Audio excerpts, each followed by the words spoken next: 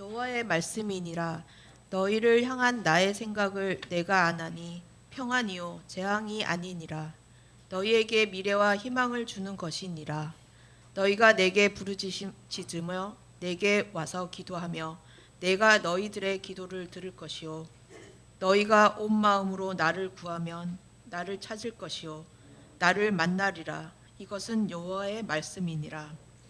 나는 너희들을 만날 것이며 너희를 포로된 중에서 다시 돌아오게 하되 내가 쫓아 보내었던 나라들과 모든 곳에서 모아 사로잡혀 떠났던 그곳으로 돌아오게 하리라. 이것은 여호와의 말씀이니라. 아멘. 무엇이든지 전에 기록된 바는 우리의 교훈을 위하여 기록된 것이니 우리로 하여금 인내로 또는 성경의 위로로 소망을 가지게 함이니라. 이제 인내와 위로의 하나님이 너희로 그리스도 예수를 본받아 서로 뜻이 같게 하여 주사 한 마음과 한 입으로 하나님 곧 우리 주 예수 그리스도의 아버지께 영광을 돌리게 하려 하노라. 그러므로 그리스도께서 우리를 받아 하나님께 영광을 돌리신과 같이 너희도 서로 받으라. 내가 말하노니 그리스도께서 하나님의 진실하심을 위하여 할례의 추종자가 되셨으니 이는 조상들에게 주신 약속들을 견고하게 하시고 이방인들도 그 긍휼하심으로 말미암아 하나님께 영광을 돌리게 하려 하심이라 기록된 바. 그러므로 내가 열방 중에서 주께 감사하고 주의 이름을 찬송하리로다.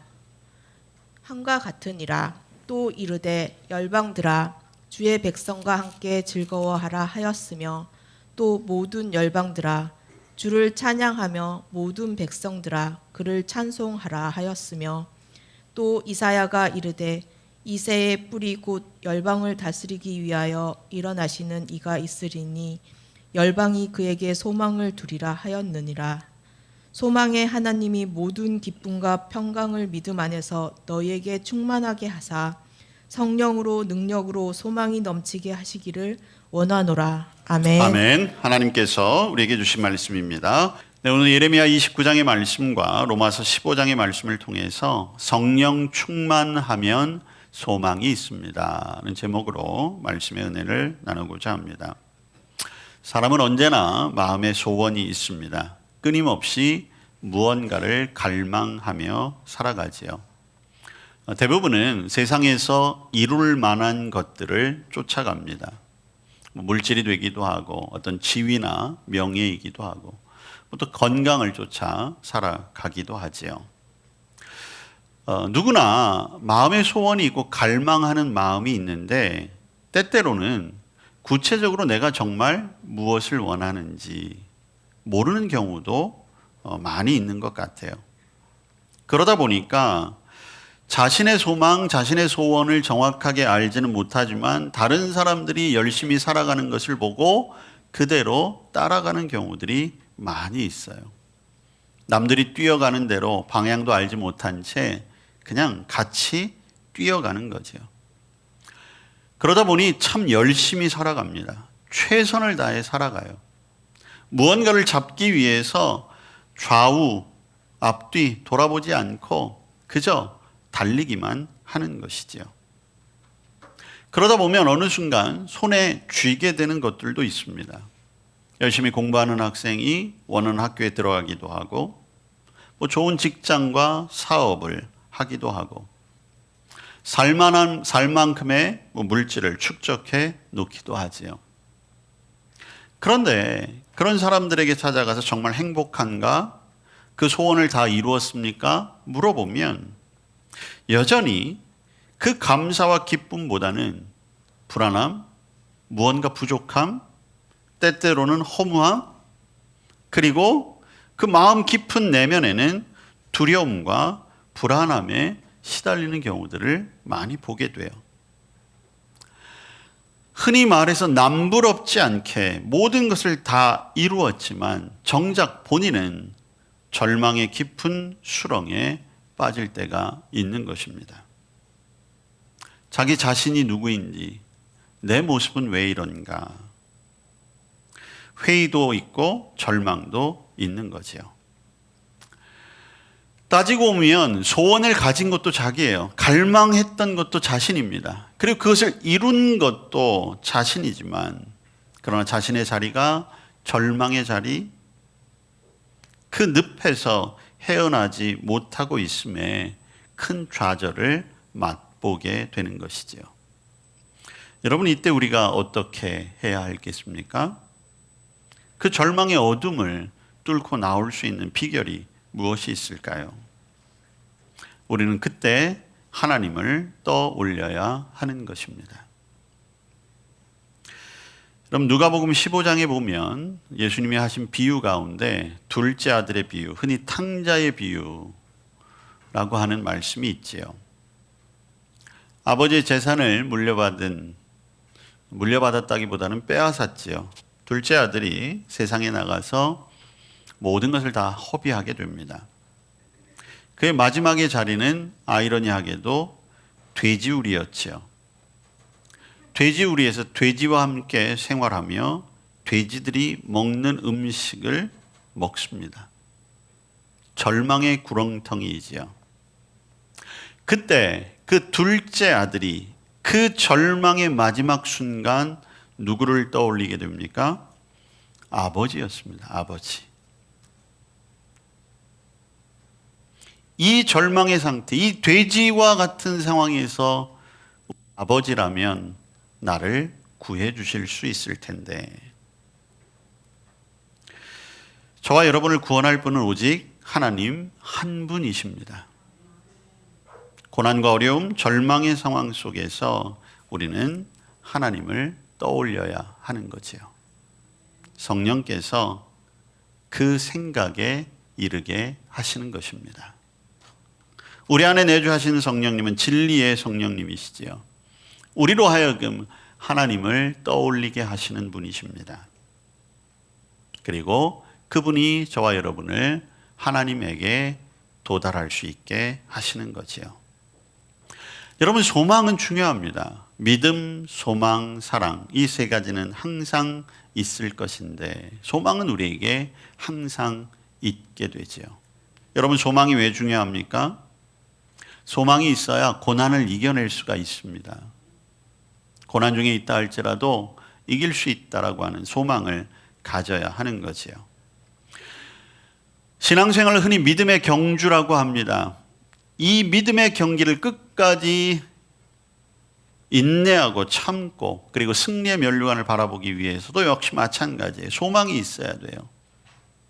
이 경기의 끝에는 반드시 승리의 면류관이 있다. 우리가 이 땅을 살아가는 동안 신앙의 길을 걸어가지요. 우리가 복음 안에 성장할 수 있는 것도 마찬가지입니다. 소망이 있어야 하는 거예요. 내 안에 예수님을 닮아가야 하겠다는 소망, 말씀대로 한번 내가 살아보아야겠다는 그 소망, 그것이 있어야 우리의 믿음이 성장해 갈 수 있는 것이에요. 무엇보다도 우리에게 소망이 필요한 것은 영원한 하나님 나라의 소망입니다. 구원의 완성이지요. 이미 우리에게 믿음으로 약속하신 그 나라를 우리는 소망해야 하는 것입니다. 여러분, 그 소망은 단순히 예수 믿다 죽으면 천국 가는 거지라는 것이 아니에요. 죽은 다음에 누리는 행복을 말하는 것이 아닙니다. 하늘 소망을 품었다라고 하는 것은 이 세상을 살아가지만 이 땅에서도 하늘과 같은, 천국과 같은 삶을 살 수 있다라고 하는 그 소망, 내가 하나님의 얼굴을 보고 살겠다라고 하는 그 마음을 담고 있는 것입니다. 오늘 많은 사람들이 예수 그리스도를 떠나서 교회를 떠나 세상을 향해 나아갑니다. 성도와 교회의 영향력이 세상 가운데 많이 떨어졌다라고 하지요. 가장 큰 이유가 무엇일까요? 성도 안에 천국의 소망이 약해졌기 때문입니다. 굳건한 천국의 소망이 무너지니까 자꾸만 세상을 바라보게 되는 것이죠. 영원한 하나님의 나라보다 지금 잠깐 머무르는 이 땅이 너무 좋은 거예요. 그러다 보니 하늘 소망을 품은 자로서의 어떠한 영향력도 이 땅에 나타낼 수가 없는 것이지요. 저와 여러분 안에 성령께서 주시는 이 소망이 충만하실 수 있기를 축복합니다. 오늘 우리는 구약의 말씀 예레미야 29장의 말씀을 함께 나누었습니다. 예레미야 선지자는 남유다가 멸망하기 직전 부름받은 선지자였습니다. 예레미야에게 주셨던 하나님의 예언의 말씀은 극히 비극적인 것이었어요. 남유다를 내가 멸망시킬 것이다. 하나님의 말씀을 대언하는 자로 민족 앞에 자신들의 멸망을 선포해야 하는 예언자의 심정이 얼마나 아팠겠습니까? 하나님은 구체적인 약속을 주셨어요. 바벨론의 포로로 잡혀가서 70년 동안 살 것이다. 여러분, 이 말씀을 들은 예레미야, 그리고 예레미야를 통해 이 말씀을 들은 남유다 백성들의 마음은 어땠을까요? 야, 이제 우리는 끝이구나. 70년? 아마도 이 70년 동안 포로 생활을 할 것이다 라고 하는 이 말씀을 들은 사람들 중에 앞으로 70년을 살거나 견뎌낼 만한 사람이 얼마 되지 않을 거예요. 아주 갓 태어난 어린아이를 제외하고서는 70년 안에 다 죽게 될 것입니다. 소망이 없는 거예요. 이제 우리 민족은 나는 다 끝났구나. 그런 상황에 처할 수밖에 없는 것이지요. 70년이라고 하는 제한된 시간 안에서도 지금 당장 닥쳐오고는 민족의 멸망과 그리고 암울한 시대는 소망의 끊어짐을 느끼게 하는 것입니다. 자, 그런데 그때 하나님께서 예레미야 선지자에게 하신 말씀이 오늘 11절 말씀이에요. 뭐라고 말씀하십니까? 여호와의 말씀이니라 너희를 향한 나의 생각을 내가 아나니 평안이요 재앙이 아니니라 너희에게 미래와 희망을 주는 것이다. 여러분, 이 말씀이 아멘으로 받아들여지십니까? 저와 여러분은 아멘으로 받아들일 수 있겠지만 여러분, 당시의 유다 백성들이 이 말씀을 아멘으로 받을 수 있을까요? 아니, 방금 전까지는 바벨론에 의해서 멸망당하고 70년 동안 포로 생활을 하겠다고 하시더니 지금에 와서는 그것은 내 생각이 아니고 내 생각은 너희들에게 평안을 줄 것이고 재앙을 줄 것이고 재앙이 아니고 너희에게 미래와 희망을 줄 것이다. 아니, 하나님이 사람을 놀리는 것도 아니고 이렇게 말씀하실 수 있을까? 그런데 여러분, 이 말씀은 재앙의 때를 기다리고 있는 남유다 백성들에게는 다시 한번 회복을 기다리게 하는 그 말씀이 되는 것입니다. 비록 자신의 대에는 바벨론에 의해 멸망당하는 것을 유다 백성들은 받아들일 수밖에 없었어요. 왜? 본인들의 죄악이 얼마나 큰지 알았기 때문입니다. 그러나 그들에게는 다음 세대를 향한 꿈이 아직은 남아있는 것이죠. 여러분, 이것은 오늘 우리에게도 마찬가지입니다. 오늘 어쩌면 저와 여러분에게 하나님께서는 오늘 남유다가 당하게 할 그럴 만한 징계, 고난, 아픔, 고통이 주어질지 몰라요. 그리고 오늘은 그 가운데 그 고통과 고난과 아픔의 뜻을 우리는 깊이 새겨보아야 합니다. 그러면서 거기에 또 한 가지 알아야 할 것은 우리 안에 계신 성령께서 주시는 이 말씀, 그래 이 고난이 끝이 아니야 라고 하는 하나님 말씀을 붙들어야 하는 것입니다. 하나님은 하나님의 백성이 고난 중에 멸망당하는 것을 원치 아니하십니다. 저와 여러분에게 믿음이 있다면 하나님은 반드시 고난과 절망의 수렁에서 저와 여러분을 건져내실 줄로 믿습니다. 절대로 망하지 않지요. 그리고 비록 지금은 고난의 시간을 걷고 있다 할지라도 하나님은 동일하게 우리 안에 오셔서 말씀하실 것입니다. 나는 너에게 평안을 줄 것이다. 너에게 소망이 될 것이다. 지금 보기에는 아무것도 할 수 없는 상황일 거예요. 차라리 이런 고통을 겪느니 죽는 게 더 낫겠다, 그런 극단적인 생각을 하실 분도 있을지 모를 것입니다. 그렇지만 그것은 하나님의 뜻이 아닙니다. 하나님의 생각이 아니에요. 그저 우리가 그렇게 느낄 뿐입니다. 장래가 전혀 보장되지 않는 절망적인 형편에서도, 혹은 중병에 걸려있는 그러한 상황에서도, 여러분들이 이제껏 수고하고 그리고 애써서 모았던 모든 것들을 다 잃어버렸다 할지라도, 혹은 여러분들이 사랑하는 사람들을 잃어버리는 아픔을 겪었다 할지라도, 매일매일 눈을 뜨는 것이 고통스러운 그 아침을 맞이하던 그러한 상황이 있을지라도 오늘 하나님의 뜻을 기억하시길 바랍니다. 하나님이 우리에게 주시는 것은 미래와 소망입니다. 그리고 우리가 그 소망을 굳게 붙든다면 모든 것을 잃고 완전히 절망에 빠져 어떠한 것도 남아있지 않다 할지라도 반드시 이겨낼 줄로 믿습니다. 하나님은 우리에게 날마다 말씀하시는 분이세요. 하나님의 말씀에 귀를 기울이는 자들에게는 절대로 희망이 끊이지 않게 될 것입니다. 사탄은 끊임없이 우리 귀에 대고 속삭입니다. 이제는 희망이 없다고 얘기해요. 소망 없는 삶이라고 이야기합니다. 기대할 것 아무것도 없다고 이야기하지요. 그러나 하나님은 그렇지 않습니다. 오늘도 우리에게 말씀하십니다. 내가 끝까지 너를 도울 것이다. 내가 너를 끝까지 품을 것이다. 때때로는 하나님에게서도 버림받은 것처럼 느껴질 때도 있으시겠지요. 그러나 아닙니다. 그때도 하나님은 우리 곁에 계시는 분이십니다. 오늘 12절과 13절 말씀을 보십시오. 너희가 내게 부르짖으며 내게 와서 기도하면 내가 너희들의 기도를 들을 것이요 너희가 온 마음으로 나를 구하면 나를 찾을 것이요 나를 만나리라. 분명 남유다가 겪게 될 바벨론 포로 70년의 상황은 날마다 죽음과 같은, 매일매일 눈물을 펑펑 쏟으며 울어야만 하는 그런 고통의 시간일 것입니다.